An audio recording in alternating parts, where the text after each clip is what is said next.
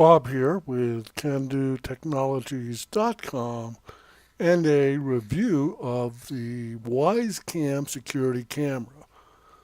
There are a bunch of reviews on YouTube for this camera. My review is going to be a little different from most of the other reviews. I will be discussing the Wyze Cam security camera for outdoor use.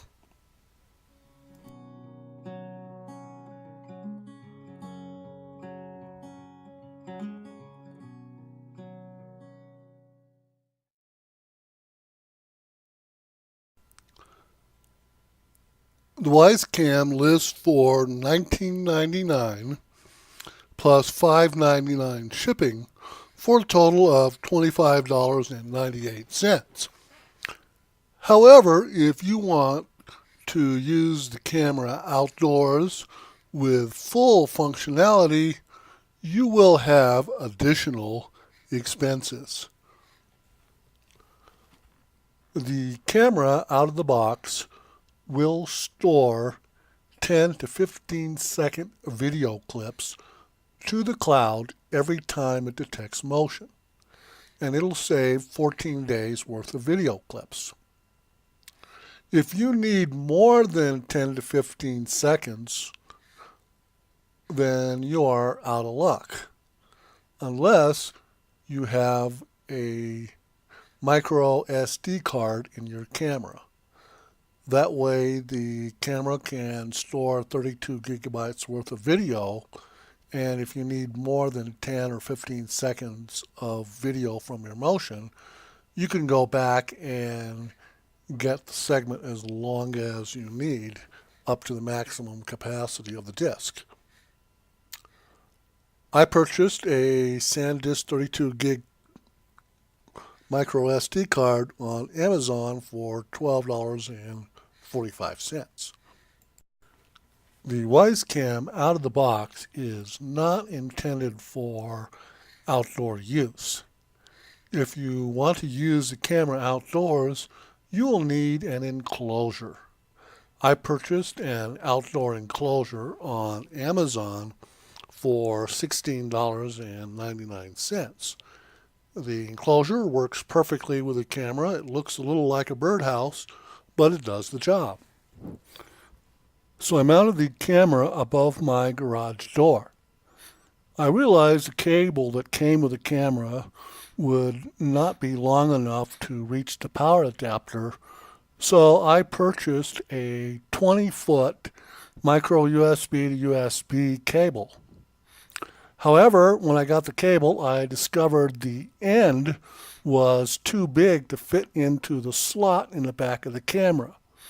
As a matter of fact, I ended up trying several of the cables I already had, and they were all too big. So I decided that if I couldn't bring the cable to the power, I would bring the power to the cable.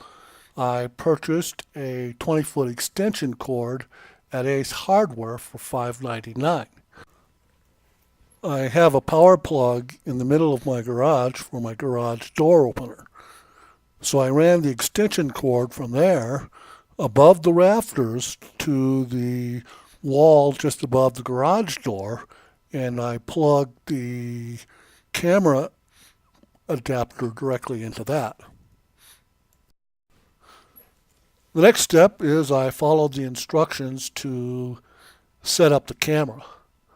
There are a bunch of instructions on the internet. There are a bunch of videos on YouTube on setting up the camera. It's a pretty easy process. I'm not going to repeat them here. That would be redundant.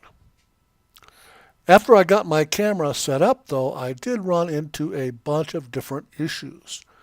I would have difficulty connecting from my Android phone. The camera would detect motion, but it wouldn't send me an alert. I would try to view the recorded videos from my SD card, and that wouldn't work properly. I called tech support, and they told me they are aware of different problems. They are working on them, and they should be fixed in a few days after automatic updates. The camera went through a couple of different firmware updates. It must have updated the application on my Android phone because after a few days, my camera started to work as advertised. Now, the camera is designed to send video clips and alerts every time it detects motion. Well, I bought the camera for outdoor use. One of the things I didn't anticipate or think about was that weather causes motion. The shadow of the trees rustling in the wind set off the motion sensor. The snow set off the motion sensor. I'm not complaining, I'm just mentioning an observation, something to be aware of. One of the reasons why I bought the camera is to be informed when a delivery truck arrives, and it does that just fine. The camera also alerts me when other things are happening.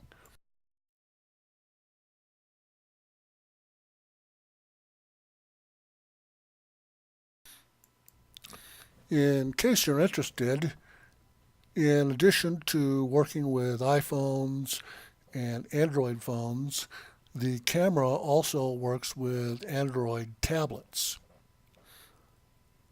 When I installed the app on my Android tablet, I got a warning message that it might not be compatible.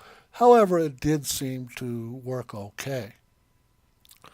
Another thing to take into consideration is the camera is designed to upload video clips to the cloud. It is capable of displaying images in real time and also displaying playback video from your SD card. However, if you want to do that, you will need reasonable upload bandwidth. I have DSL, my upload is 750K at best, and that is just barely adequate to do anything other than just upload the video clips. So it's a good idea to have decent bandwidth upload if you really want to use the camera to its max. One other thing to be aware of is when I first got the camera, I played with it quite a bit over the first few days, and I discovered that I was using a substantial amount of my mobile bandwidth. So if you're going to use this with your mobile phone and you're concerned about the cost of your data allowance, I would recommend that you use your phone with wireless. In conclusion, if you want to use the camera outside, you'll need an outdoor enclosure. You will probably need a cable longer than what comes with the camera. I used a 20-foot extension cord and plugged the power adapter that came with the camera into the extension cord. If you want to be able to view anything other than video clips of motion, if you want continuous video to be recorded, you'll need an SD card. And finally, be aware of your bandwidth requirements. It would be nice to have some pretty decent upload bandwidth, and watch out if you use it on your mobile phone to be aware of your mobile data allowance.